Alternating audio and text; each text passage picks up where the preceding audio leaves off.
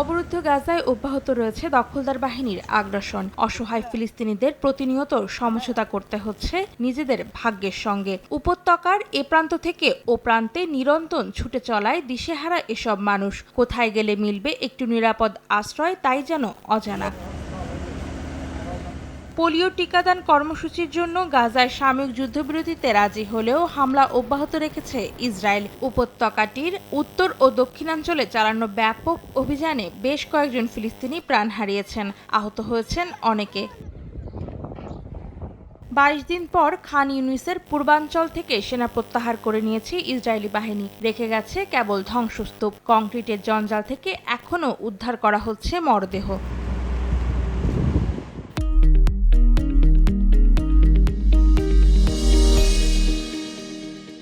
এদিকে বেশ কিছুদিন ধরেই ইসরায়েলি হামলার মাত্রা বেড়েছে অধিকৃত পশ্চিম তীর জুড়ে। নেতানিয়াহু বাহিনীর হামলায় অঞ্চলটির জেনিনে নিহত হয়েছেন বেশ কয়েকজন। স্থানীয়রা ছাড়াও আহত হয়েছেন কয়েকজন স্বাস্থ্যকর্মী। বিশ্লেষকদের ধারণা, ইসরায়েলি বাহিনী পশ্চিম তীরের চিকিৎসা ব্যবস্থাকে ধ্বংস করতেই চিকিৎসা কর্মীদের ওপর হামলা শুরু করেছে।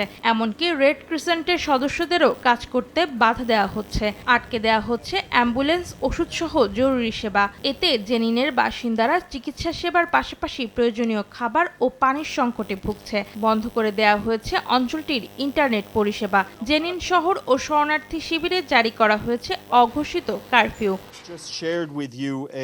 পশ্চিম তীরে চলমান ইসরায়েলি আগ্রাসনের নিন্দা জানিয়ে জাতিসংঘ বলেছে, গাজার মতোই মানবিক বিপর্যয় পশ্চিম তীরে ঘটতে দেওয়া উচিত না, নইলে ওই অঞ্চলটি পৃথিবীর বুকে আরও একটি নরকে পরিণত হবে।